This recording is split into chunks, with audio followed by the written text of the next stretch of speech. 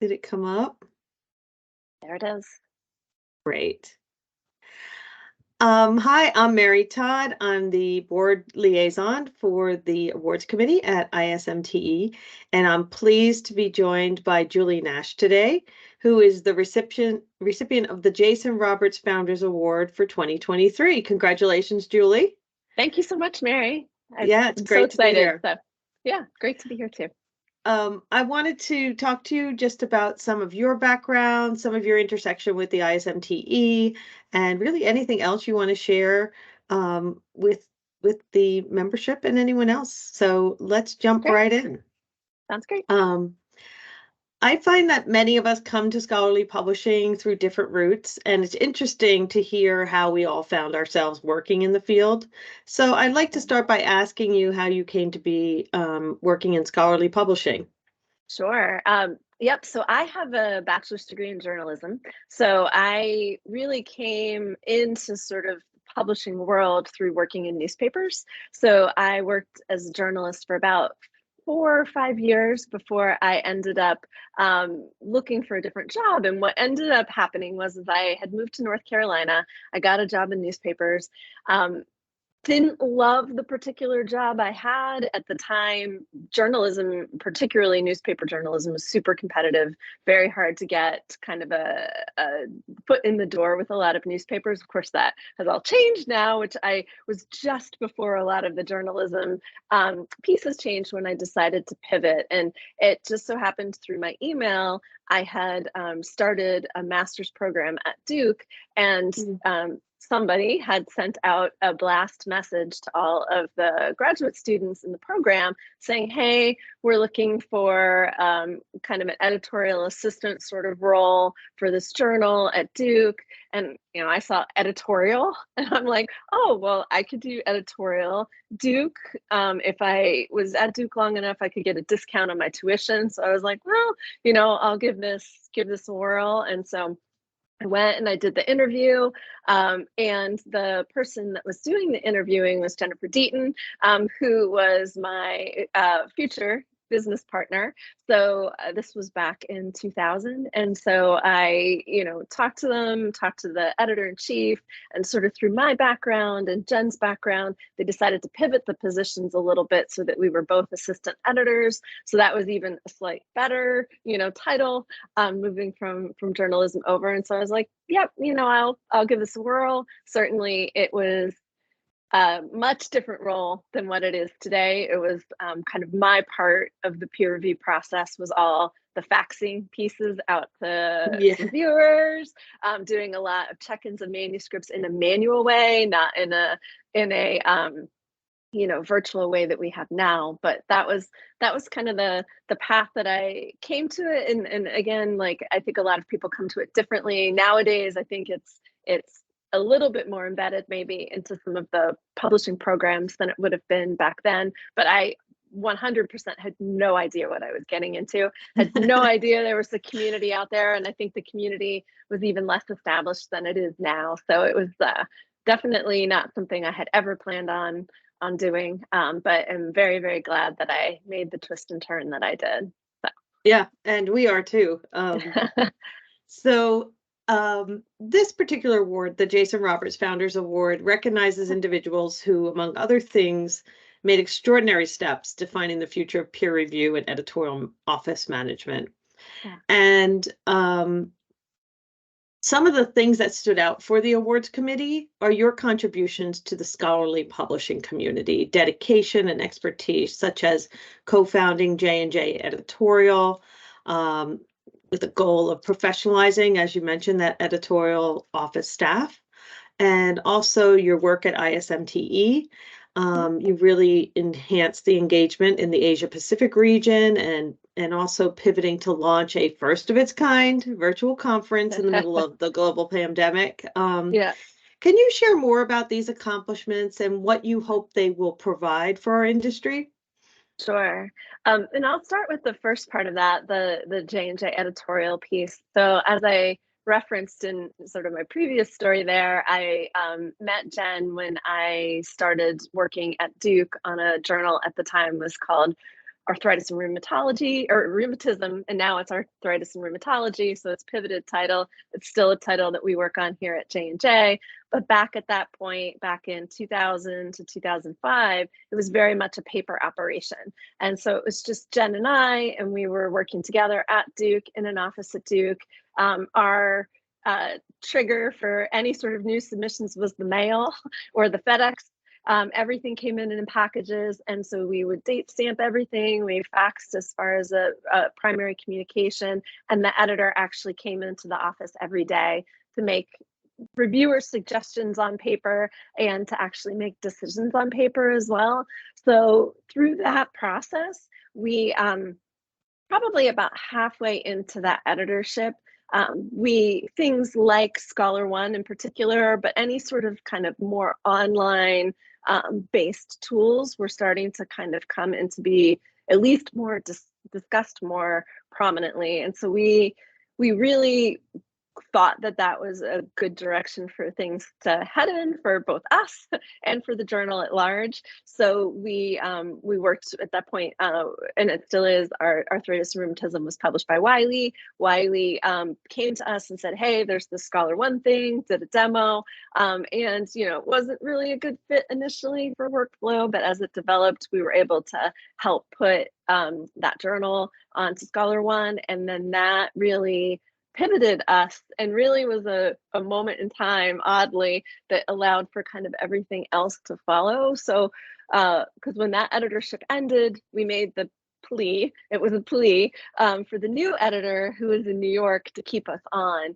And had that shift to being online for the journal not happened, it really wouldn't have been possible. They would have just completely closed down the Duke offices and hired new staff in New York, which would have been very common at the time to just switch editorial office staff every 5 years.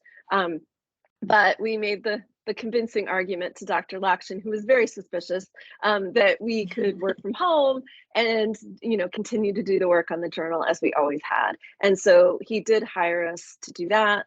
And in that, especially since everything moved online, was no longer paper, we had more time. So we started adding additional journals. So we added 3 or 4 different journals and projects that was just Jen and I both working at our kitchen tables at our house. Then, we kind of hit a breaking point on that. And then we hired some contractors to help us out. Then we decided maybe we shouldn't be doing this at our kitchen tables in our houses. So we got a very small little office and then had some contractors that came into there. That became a bigger office, that became more contractors. And then in 2013, we pivoted to a fully employee-based model. And as of the time when J&J was sold to Wiley, we have about 200 employees of J&J. So that was sort of all of the developments. There's so many different twists and turns, and I feel like when I was kind of thinking about this question in advance, like there's so many people, so many points of luck and just chance of things that lined up. The fact that Jen and I met when we did and were able to collaborate, and certainly, we've been longstanding partners for a long time. And certainly we've had a lot also of our key management teams that are still with us today have been with us for almost, 10, 12, going on 15 years for some folks. And that's almost since the beginning. So we've been really, I feel very, very lucky that I've had so many wonderful people that have stuck to us and were willing to take this kind of crazy journey with us. So really that accomplishment, as I said, is partly, certainly definitely something I contributed to, but there've been so many other folks that have been part of that. Jen in particular, but shout out to Brittany Sweat and Heather Blasco and Michael Casp here, Emily Babcock, Britt Samey, who've all been here for a long time and have really helped to really develop J&J into what it is. And certainly, being now within Partner Solutions at Wiley, that is, we're continuing to sort of pivot and change how we do things and how we're able to deliver our services, and now with software partners too for customers. So that's the J&J piece, and sort of then kind of kicking that over to the ISMTE piece. the ISMTE piece intersects with a lot of the J&J development too, because in sort of that early Jen and Julie days, Duke, our little office with a lot of paper, we were sort of trying to go out there and figure out if there were other groups that did kind of what Jen and I were doing. And again, we were working with Duke at the time. So we did start to go to some of the CSE meetings, but at the time then, particularly, it wasn't quite hitting exactly what it was we were looking for. We also did when it was Manuscript Central, we did that training course, and I think it was through there, or it was at a Scholar One users conference where we saw Jason Roberts for the first time and hear him talk a little bit about also at the time working from home and managing journals, and then him thinking about or trying the early days of organizing some group that was really more focused on the folks that were working on the journals, not so much science editors or scientific writers, which often I think our role gets confused in some of those other pieces. So when we heard Jason sort of talk about this, we're like, yes, this is what we're looking for. We're looking for some sort of community where we can talk about more of what we're doing in the editorial office. So that was kind of our first interaction. And Jen was on the original board for ISMTE, and we were both very involved sort of as volunteers and have been to so many of the different meetings over the years. But I think too, in particular, when I started kind of on the path for the presidency and past presidency, and now back at past presidency, it started as I was on the board and then vice president, and there was a path that you had to then go through this path from board to vice president to president-elect to president, and then to past president. So it's in all told like an 8 to 10 year span of leadership within the organization. So I've seen, I think, a lot of evolution and change in that period of time. And I think the two shout outs that were in here that are interesting ones is one is our growth in the Asia Pacific region. I believe it was Christy Overstreet who was president when we established the goal to try and grow more globally. Certainly international is in the title of the organization, but at the time we weren't really all of that developed. We had sort of pockets of international, but they were really people dependent pockets. They weren't the fact that the society really had a global reach. So we committed to that goal. And so that Asia Pacific focus really came out of that. And certainly we've tapped into a market that we didn't know particularly well. And then we're able to find sort of energetic volunteers who've continued to grow that. And now I know that the Asia Pacific group and participating in the virtual meetings as well, very active, very engaged.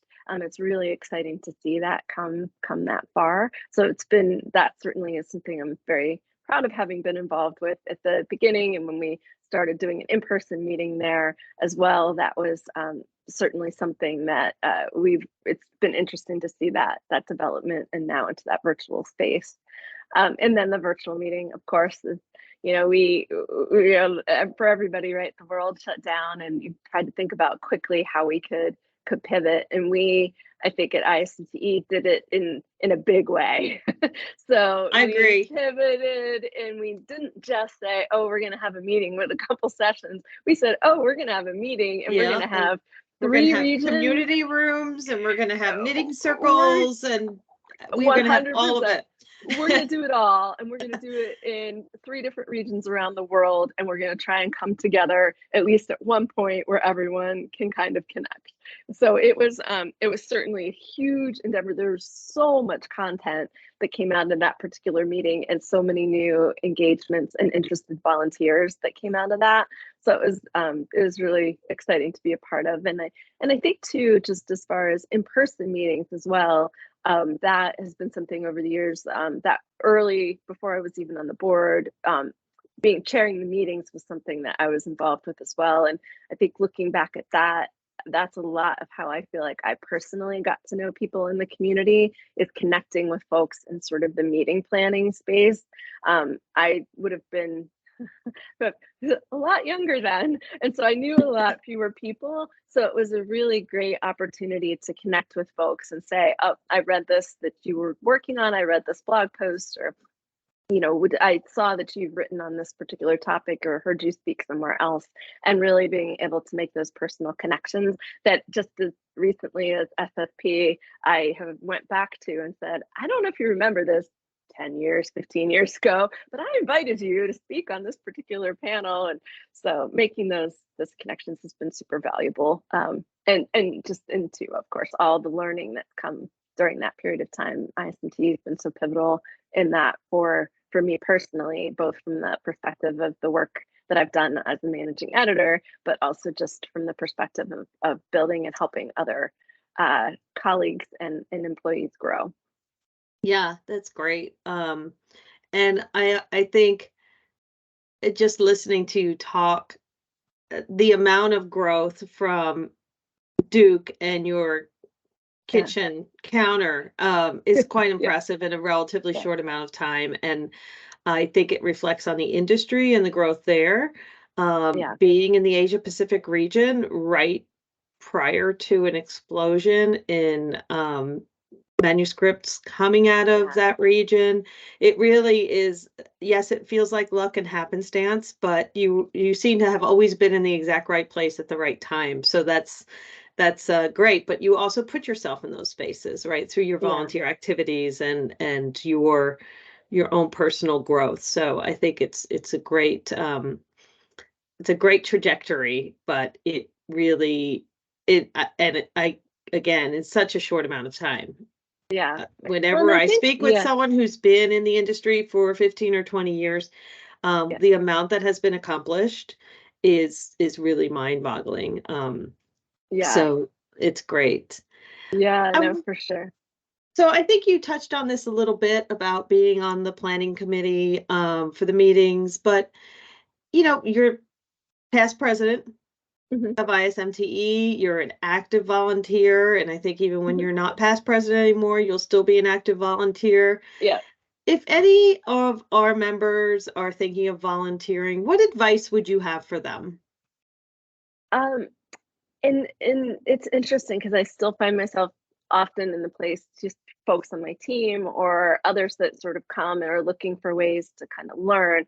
And I think the biggest a piece of advice, whether it's internal ISMTE or internal in workplace, is just looking for people who are saying something interesting and just talk to them. So, and I think that can be on various levels. So it's, seeing somebody doing something interesting within ISMTE, whether it's planning the meeting, whether it's, membership organization events, whether it's early career, and just saying, that looks really interesting.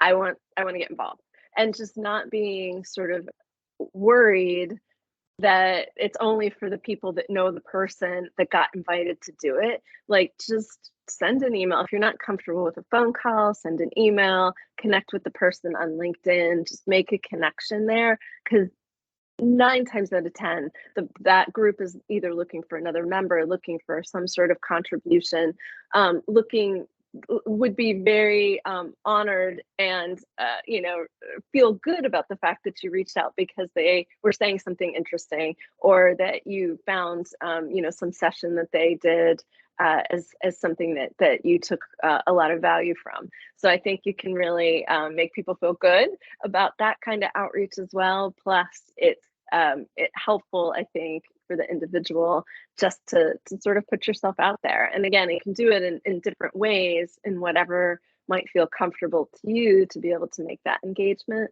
But that would be, I think, just reaching out and just talking to the people that are doing the work and finding where a good fit would be. And I think sometimes, as I said, folks are just worried that oh, well, that committee, I'm sure, is only by invitation only. That's not true. Not true. So, that's great advice, and I think doing it early in your career is important. because you just are opening more opportunities up for yourself. And I know as someone on the board, we always need people Mhm. in every aspect of Yeah, everything. yeah. It's a real challenge sometimes, and it broadens our perspectives as well. Everybody Mhm. just learns from each other. Um, Yeah, I learned so much just from having conversations in some of the mentorship programs that different societies have been doing. Sometimes when I'm paired up with somebody who's much younger than I am, newer to the industry, I learn as much from that person as they learn from me. It's more, I have to say. So I feel like those relationships are just super valuable, and I think that it's always going to serve both sides of the relationship or the organization plus the person for that involvement. yeah, yeah. Um, a bit of a broader question. What's your favorite thing about working in scholarly publishing? Is it that everybody asks you if you're a doctor? Yeah, or what articles you've written. So that even came up recently. Like, no, no, I don't write articles. So again, like, as I talked about, I've gone through sort of different elements of my career in scholarly publishing, starting out very much as an editorial assistant, then much more firmly a managing editor for a journal, which is the position for one particular journal that I held up until this past March. So that was sort of a long-standing plus business owner kind of role in there and operations pieces. And now I work more in partnership development, so in business development sales for not just J&J, but other editorial workflow products as well. So I feel like I've gone through so many different roles. So I'm going to pick just a couple moments of things that I think are favorites to me and what I get out of that. I think that the relationships across all of those different roles have been super important. And what I've loved about working in the industry, particularly with the journal that I worked on for so long, movement disorders, we went through three different editorships in there, and I still keep in touch with those editors. We still send Christmas cards. I know about their families and their kids, and I think that relationship building for me and how they sort of adopted me as such an important part of that publishing community and their community has been super valuable to me. I think another moment just is the J&J sort of trajectory and evolution and just the moments of learning that provided me. And there's so many things that I will never go back and ever do again. But I know how to implement healthcare for a business. Like, never knew that I would know how to do that. So I think that there are some elements of just that part that's been just the growth and learning something new all the time, I think, is another thing I really enjoy. And I think that takes me to kind of where I am now, which is I'm constantly learning things about products in the industry that I've not known before, and certainly getting to work with different people. Shout out to my team, which of course we do, to the work for J&J, but also EJP sits in my group as well. So that's been something that's been really interesting to learn more about the software part of the businesses that I haven't been as involved with previously.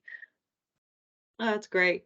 And I really appreciate you using this awards time to do your shout outs. That's exactly, it's like the Academy Yeah. Awards.